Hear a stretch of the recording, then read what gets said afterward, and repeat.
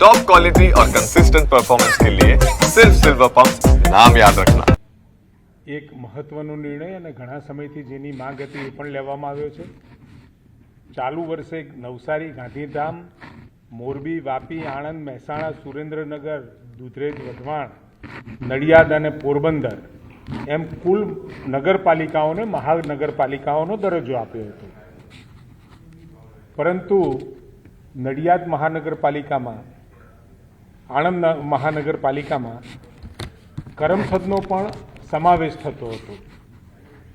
ઘણા બધા આગેવાનોની, ભારતીય જનતા પાર્ટીના ચૂંટાયેલા પ્રતિનિધિઓની, સંગઠનના પ્રતિનિધિઓના, ઘણા સામાજિક આગેવાનોની પણ ખૂબ ઈચ્છા હતી કે કરમસદ એ પૈતૃક ગામ છે અને પૈતૃક ગામ આદરણીય સરદાર વલ્લભભાઈ પટેલનું હોવાથી એની આઈડેન્ટિટી જળવાઈ રહે એ પ્રમાણે આણંદ મહાનગરપાલિકાનું નામ થવું જોઈએ અને એના કારણે રજૂઆત પણ થઈ હતી અને એ રજૂઆતના કારણે આદરણીય મુખ્યમંત્રી ભૂપેન્દ્રભાઈ પટેલ સાહેબે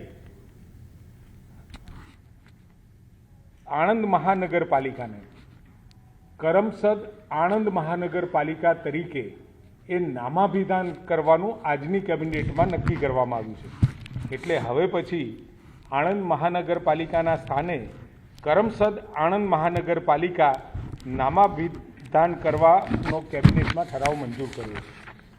અને માર્ગ અને મકાનની જે પરિસ્થિતિ, તાજેતરમાં 212 કરોડના ખર્ચે ગંભીરા બ્રિજ જે છે એનો નવા બ્રિજના બાંધકામનું ટેન્ડર કરવામાં આવ્યું છે।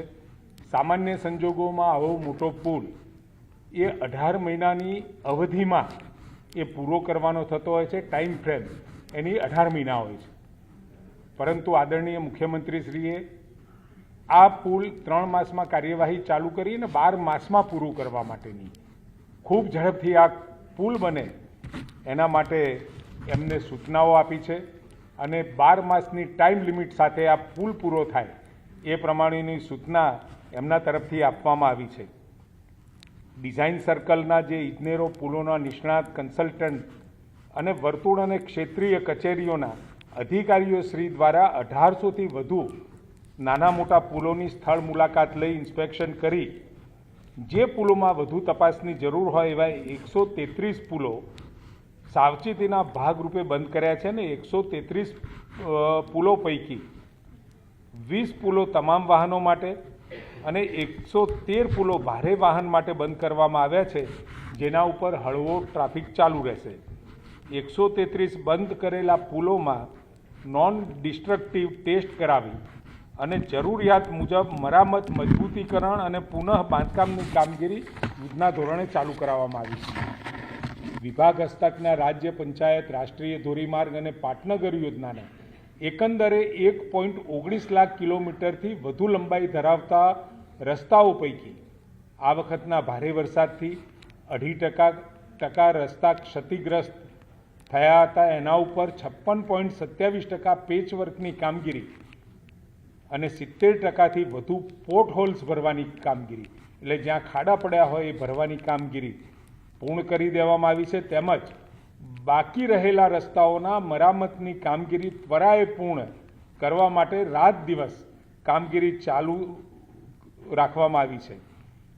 સીધા માર્ગદર્શન હેઠળ આદરણીય મુખ્યમંત્રીશ્રીના 4 દિવસમાં ગુજમાર્ગ એપ્લિકેશન પર યુઝર્સની સંખ્યા જે પહેલાં 10,767થી વધી અને 35,118 થયેલ છે, આમ 24,351 નાગરિકો 226%ના વધારા દ્વારા રજીસ્ટ્રેશન કરવામાં આવ્યા છે અને હજુ પણ આનો પ્રચાર પ્રસાર આપણે કરી રહ્યા છીએ, જેથી કરી રાજ્યમાં કોઈ પણ જગ્યાએ કંઈ નાની મોટી માર્ગની કે કોઈ બીજી મુશ્કેલીઓ હોય તો તાત્કાલિક રાજ્યનો નાગરિક આના ઉપર જાણ કરે, જેથી કરી તરત જ એ સૂચનાઓ જે સંબંધિત જે તે પંચાયતનો હોય તો પંચાયતમાં, સ્ટેટનો હોય તો સ્ટેટમાં અને NHIનો હોય તો NHIમાં એ સૂચનાઓ પહોંચાડી અને ઝડપથી નાગરિકોને સુવિધા પ્રાપ્ત કરવા માટેની આ એપ્લિકેશનનો વધુમાં વધુ ગુજરાતના નાગરિકો ઉપયોગ કરે।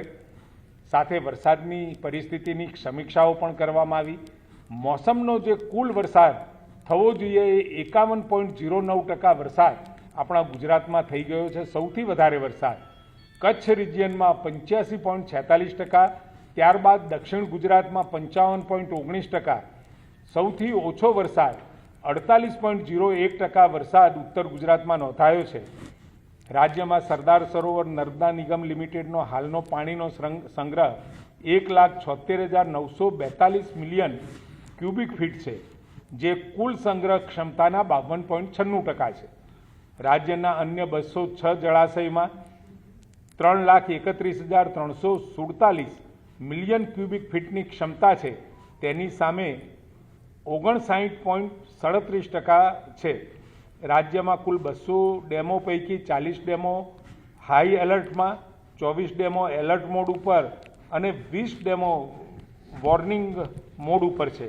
ગુજરાતના 26 ડેમો 100% ભરાયેલા છે, 58% 70થી 100% વચ્ચે, 40 ડેમો 50થી 70% વચ્ચે, ઉપરાંત 42 ડેમો 25થી 50% વચ્ચે અને 40 ડેમો 25%થી ઓછું પાણી એમાં ભરાયેલું.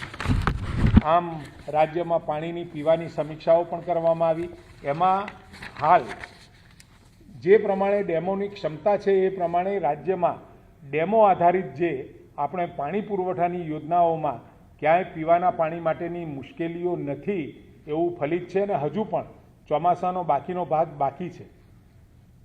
સાથે જે આપણે ગઈ વખતે વાઇબ્રન્ટમાં વન ડિસ્ટ્રિક્ટ વન પ્રોડક્ટ ODOPનો નિર્ણય કર્યો હતો, એમાં કેન્દ્ર સરકાર લેવલે જે બ્રોન્ઝ મેડલ આપણને પ્રાપ્ત થયો છે.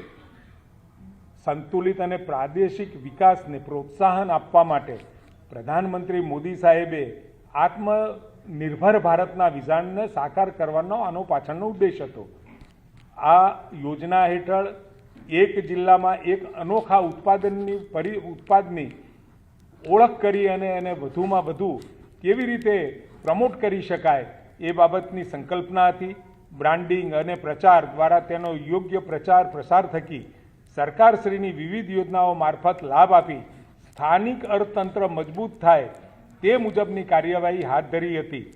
હાલ દરેક જિલ્લાના વિશિષ્ટ ઉત્પાદનોને વિશ્વ કક્ષાએ એક આગવી ઓળખ મળે તે માટે DPIITના સહયોગથી 90 જેટલા આપણે ઉત્પાદનોની ઓળખ કરી હતી, જેમાં કુટીર ઉદ્યોગ અંતર્ગત હાથશાળ હસ્તકલાના 31 ઉત્પાદનો, કૃષિ અને સહકાર મત્સ્ય વિભાગ અંતર્ગત 33 ઉત્પાદનો અને ઉદ્યોગ વિભાગ અંતર્ગત 26 ઉત્પાદનોનો આપણે સમાવેશ કર્યો છે. આમ પાણીનો પીવાના પાણીનો, ડેમોમાં ભરાયેલા પાણીની વ્યવસ્થા અને સાથે જે મહત્વનો એક નિર્ણય કરમસદ આણંદ મહાનગરપાલિકાનો આજે નિર્ણય લેવામાં આવ્યો છે.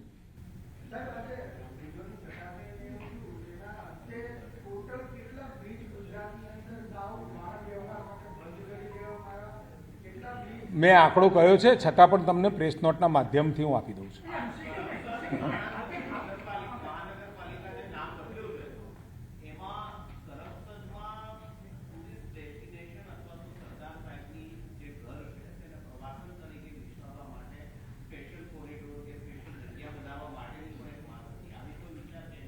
એવી માંગ પણ આવેલી છે.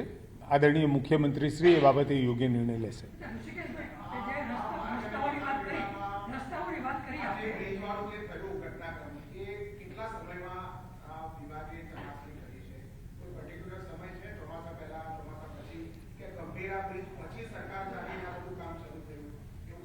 ચોમાસા પહેલાં પણ તમામ ડેમ તમામ પુલોની ચકાસણી થતી જ હોય છે, પરંતુ જે તે વખતે કોઈ પુલો ઉપર ક્યાંક આપણને ગંભીરતા લાગે તો ત્યાં આગળ વાહન વ્યવહાર જે મોડરેટ છે, જે નાના વાહનો પસાર થઈ શકે એવા પુલો ઉપર ત્યાં આગળ ભારે વાહનો માટે બેરિયર લગાવવું જોઈએ, પરંતુ આ ચૂકના કારણે જ આ એક્સિડન્ટ થયેલો છે.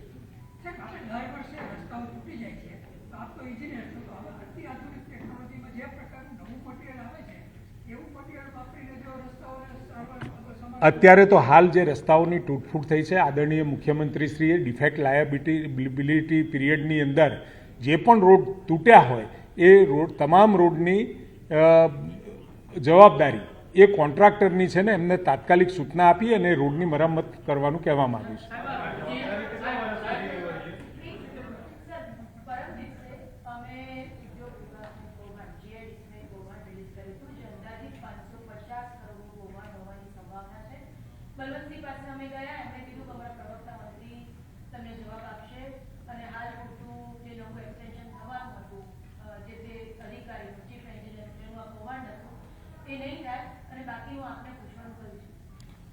એ તપાસ અથવા તો જે પણ કોઈ બાબતો મીડિયાના માધ્યમથી અથવા તો કોઈની રજૂઆતના માધ્યમથી આવી હોય તો ઉદ્યોગ વિભાગ દ્વારા એની તપાસ થઈ અને પછી હું જવાબ આપી શકીશ.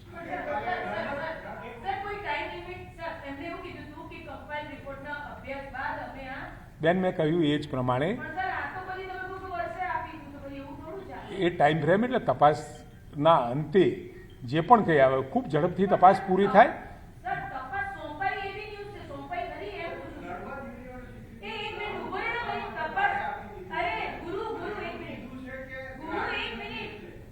શું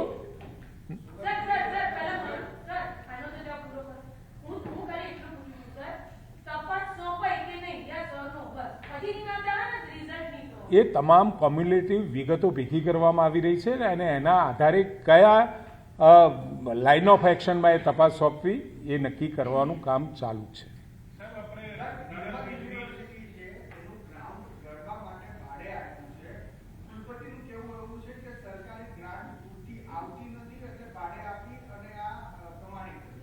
વિષય મારા ધ્યાનમાં નથી, જોઈ લઈશું.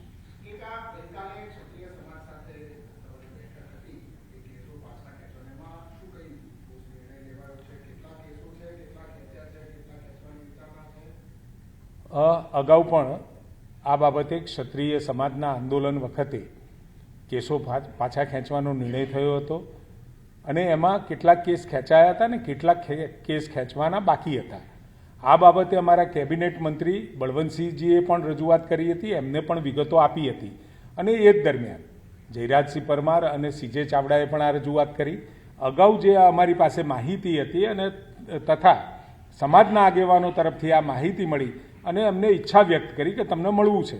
આમ તો પહેલેથી માહિતી તો બળવંતસિંહજીએ અમારા સિનિયર કેબિનેટ મંત્રીએ આપી હતી, એટલે તાત્કાલિક એ વિગતો બધી ક્યુમ્યુલેટ કરી અને એ બાબતની વિચારણા પણ કરી. જે કેસોનો હુકમ થયો છે એ કેસો ઝડપથી પાછા ખેંચાય અને જે પરિપત્રમાં સમાવેશ નથી થયો તો એ બાબતે પણ સરકાર વિચારણા કરી એમાં શું થઈ શકશે, કેવી રીતે એ કેસોનું નિરાકરણ આવી શકે એની ચિંતા કરશે.